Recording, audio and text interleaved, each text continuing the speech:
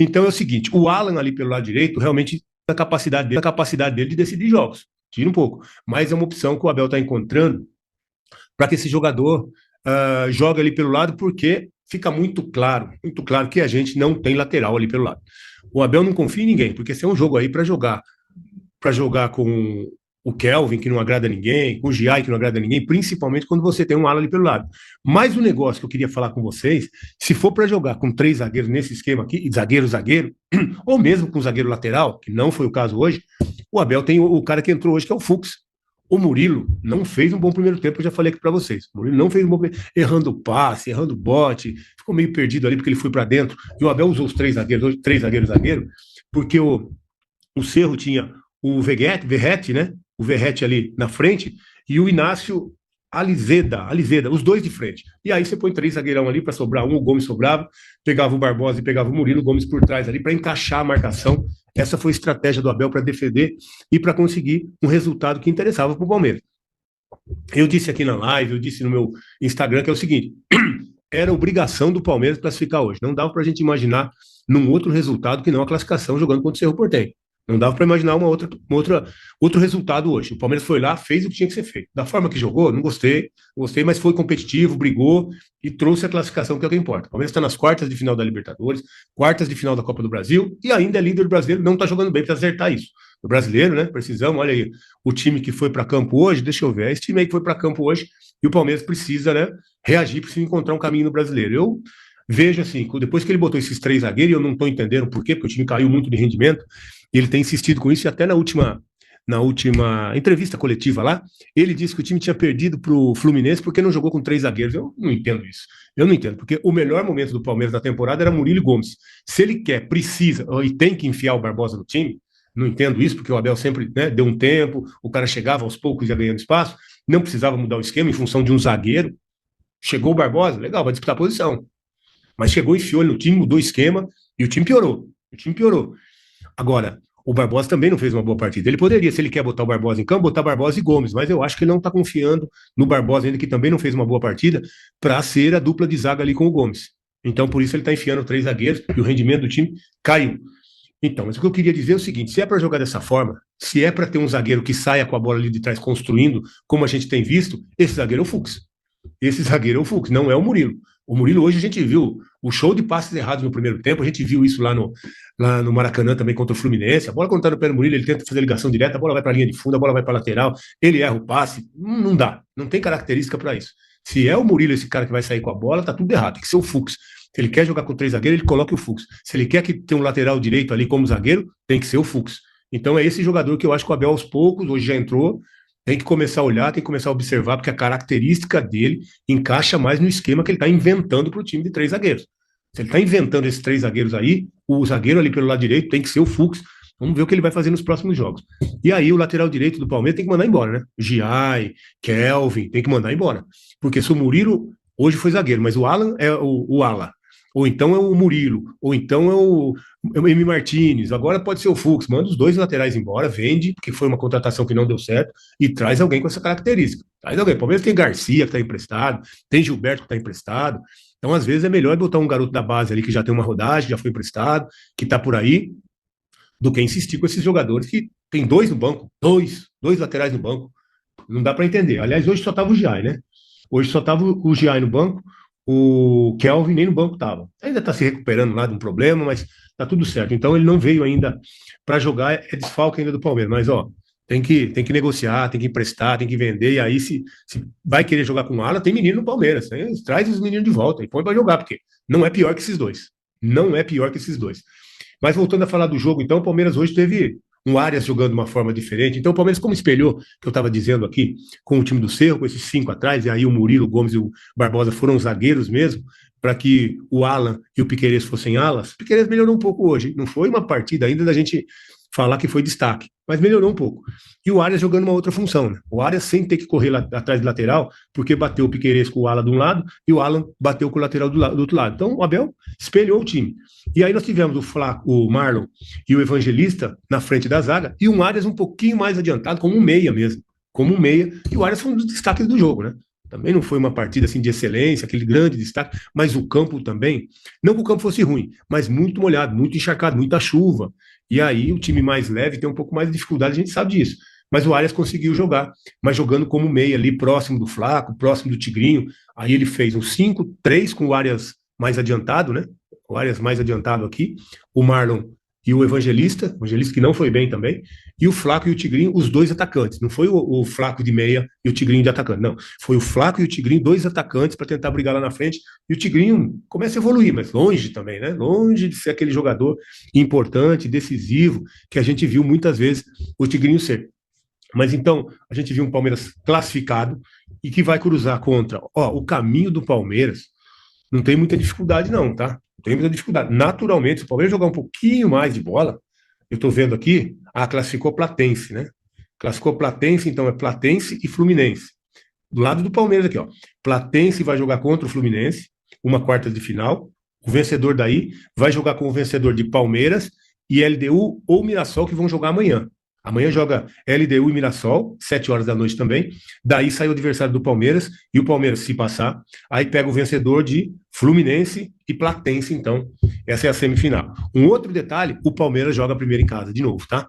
Porque como o Palmeiras na fase de grupo fez só 11 pontos, e aí uma campanha, né, que normalmente o Palmeiras não faz, o Palmeiras fez só 11 pontos na primeira fase, o Palmeiras pega um LDU que tem que se passar 12 pontos, na frente do Palmeiras, então decide em casa, e também o Mirassol terminou a primeira fase na frente do Palmeiras.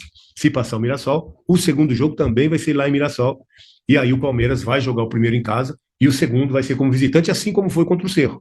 Os jogos vão ser só lá em setembro, né? Hoje é dia 19, mas não está tão longe assim, não. É dia 8. Agora a gente tem duas semanas de Copa do Brasil, semana que vem, né? Hoje é 19, 26, depois já vem. E agora é Copa do Brasil, acabou essa quarta de final da Copa do Brasil. No meio da outra semana já vem de novo a Libertadores, dia 8 e 10 de setembro. Então, é o Palmeiras já definindo a sua vida com relação às quartas de final da Libertadores. Daqui a pouquinho a gente vai ter o Abel. E deixa eu avisar vocês também que hoje a gente vai ter um par de ingressos para o pessoal ver o jogo de domingo lá do Palmeiras, tá? Presente aí da M67, que é nosso parceiro aqui, nosso patrocinador, que pode ser seu parceiro também. Você precisa, tá? Conhecer melhor a M67. Aproveita o QR Code aí, vai lá, conheça a M67, que pode ser seu parceiro. Se você tiver algum problema, eles vão te ajudar sim. Se você tiver aí com uma herança que está enroscada, fala com a M67 que eles desenroscam para você, tá? Então, tem daqui a pouquinho, depois do Abel, primeiro a gente vai ouvir o Abel, daqui a pouquinho a gente vai ter então um par de ingressos para você assistir o jogo entre Palmeiras e Vasco, e jogo importante, hein? Palmeiras vem patinando no Brasileiro, vem se enroscando, precisa dessa vitória contra o Vasco para sair desses 40 e pouco pontos, 48, que não chega a 50 nunca, para bater 51 e ficar mais tranquilo com relação à liderança aí do Campeonato Brasileiro. Então, jogo importante, e você vai ser nosso convidado lá no camarote da M67 para assistir o jogo, tá legal? Então, as opções que o Abel tinha hoje no banco e usou, né? Usou as 5 opções. O Abel fez substituições hoje, importante a gente destacar também, para que o Palmeiras pudesse se defender melhor, né? O Jai entrou no lugar do Ala, aí sim ali como ala, entrou pelo lado para ajudar na marcação. O Pacheco também entrou no lugar do Arias, porque o Arias hoje era um jogador de meio de campo, que entrou para compor ali com o Marlon e com o Martins, Emi Martins que entrou no lugar do Evangelista, fez uma grande partida também, mas nas quartas de final a gente tem de volta o Andréas já também, né? Que foi expulso aquele absurdo lá, foi expulso e agora já cumpriu. Nas quartas de final a gente tem o Andrés, que é um belo do reforço para jogar em casa, então vamos ver amanhã quem que é o adversário, jogar em casa para caminhar aí a sua classificação para a semifinal da Libertadores. Tá chegando de novo, hein, gente? Tá pertinho já. O Palmeiras pode chegar à semifinal e aí pega Fluminense ou Platense, quer dizer, é um caminho que não tá tão complicado, não. O Palmeiras pode sim bater na final de novo. Já foi o ano passado, acabou tendo dificuldade, mas é uma nova oportunidade para bater na final de novo, e dessa vez vai ser no Uruguai, né? O Uruguai que nós já ganhamos lá. Então entrou o Giai por ali, entrou o Emi Martins no lugar do Evangelista para dar uma segurada ali no meio de campo também, mudou o meio de campo para ajudar o Marlon, Pacheco entrou no lugar do Arias, então ficou Pacheco, Marlon e Martins, e na frente o Maurício, que quase faz aquele gol, né? O Maurício entrou, o Flaco deu a bola. Sabe o que aconteceu? Ela escapou um pouquinho do pé esquerdo do Maurício, né? O Maurício ia finalizar, mas ela abriu um pouquinho, a hora que ele foi bater, pegou mal na bola e ela foi, mas foi uma grande oportunidade do Maurício, que eu não sei, Abel, por que o Maurício não tá jogando esse time. O Abel tá estranho esse ano, viu? Tô achando o Abel estranho, porque o Tigrinho gritou lá que não tava jogando, entrou no time, mesmo não jogando bem. Mesmo não jogando bem, o Tigrinho gritou, o Abel falou que no grito não vai, mas foi. E aí o Maurício, que depois da Copa, sem dúvida nenhuma, é o melhor jogador do Palmeiras, fez 5 gols depois da Copa, não joga mais. Pelo menos entrou hoje, né? pelo menos entrou e a substituição foi perfeita. Sai o Tigrinho, empurra o Flaco mais à frente, coloca o Maurício ali para jogar. O Maurício só não conseguiu jogar hoje, só teve essa oportunidade, porque a bola estava passando toda hora por cima da cabeça do Maurício. A bola não vinha no chão para ele jogar. E como eu disse também, o campo muito encharcado estava dificultando quem queria jogar, né? Um jogador técnico como o Maurício.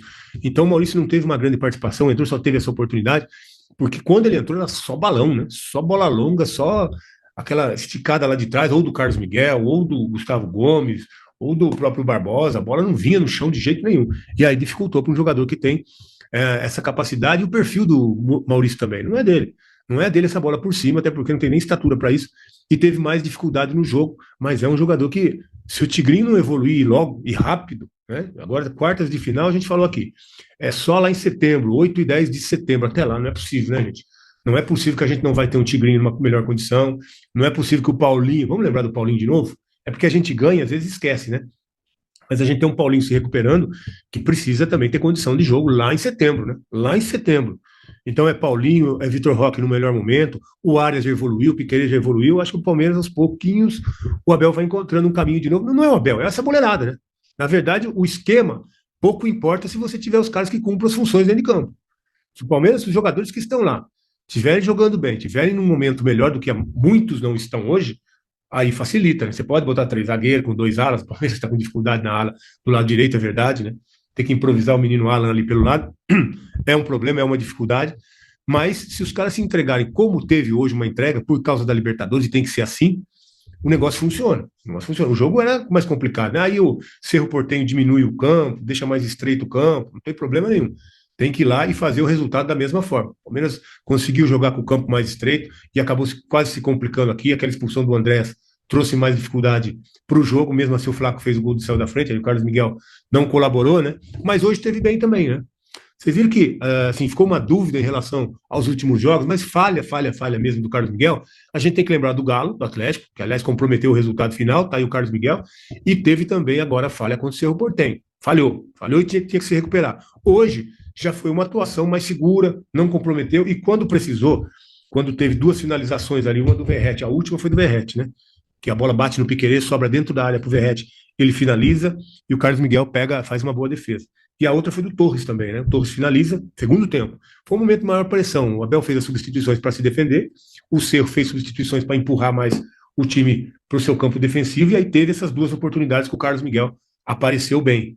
Então, assim, foi importante, e é importante que ele vai pegando de novo a confiança. O Carlos Miguel é um goleiro que tem pouca experiência, gente. Ele não tem 100 jogos como titular profissionalmente. Então, essa oscilação faz parte do amadurecimento dele, de pegar experiência, pegar rodagem. O que ele não pode é comprometer o time em momentos importantes, né?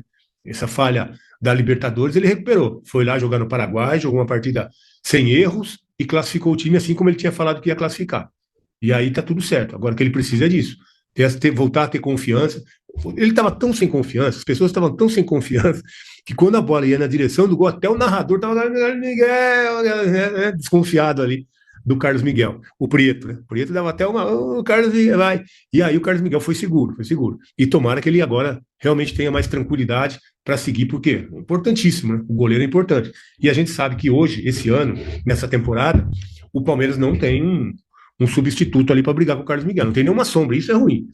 Isso é ruim.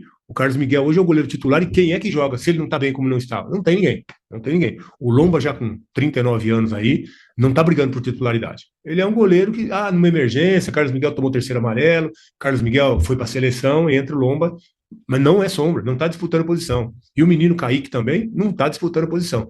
Então isso é ruim, porque o goleiro fica muito à vontade e sabe que não tem nenhuma sombra ali, ninguém para disputar essa posição com ele.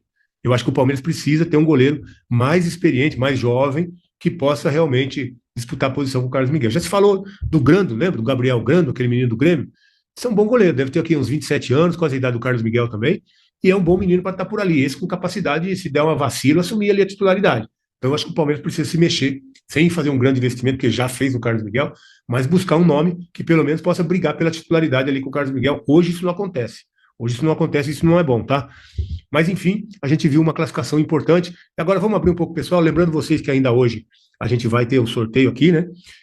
O sorteio não, o presente que a gente vai dar para vocês verem o jogo lá do Palmeiras, presente aí da M7, que está sempre com a gente aqui, nosso parceiro aqui.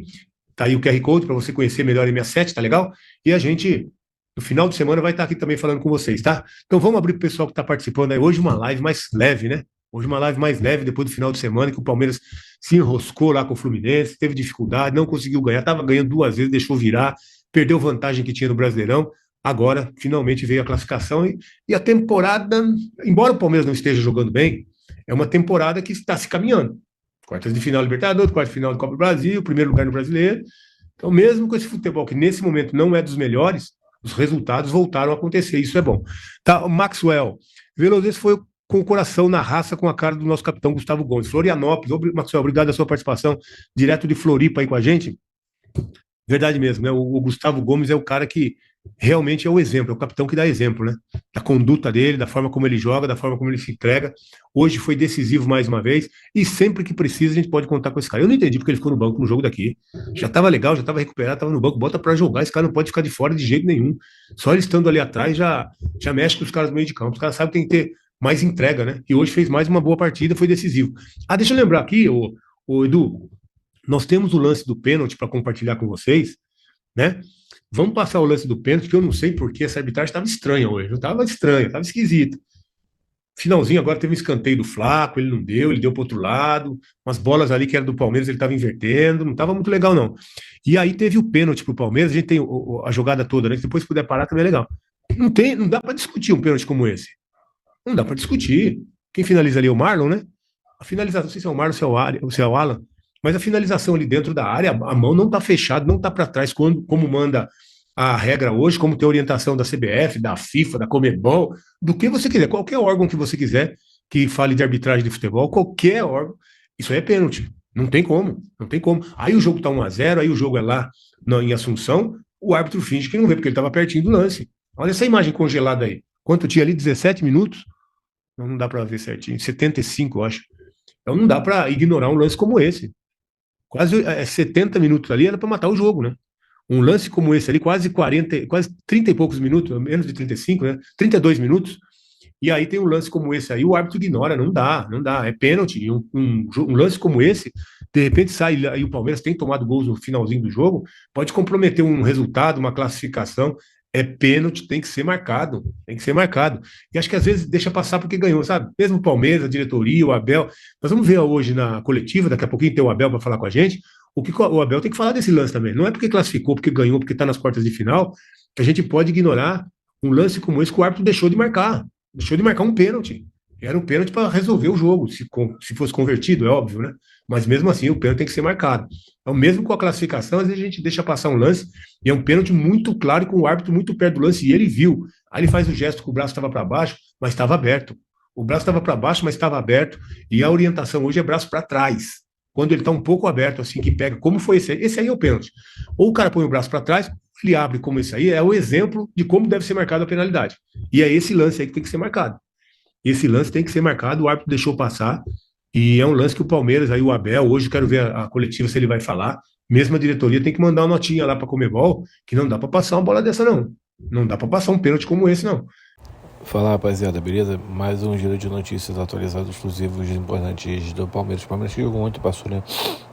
Palmeiras avança aí para as quartas de finais da Copa Libertadores da América. Deixa no comentário a sua opinião, não esqueça de sentar o dedo no like. Um grande abraço, até o próximo vídeo.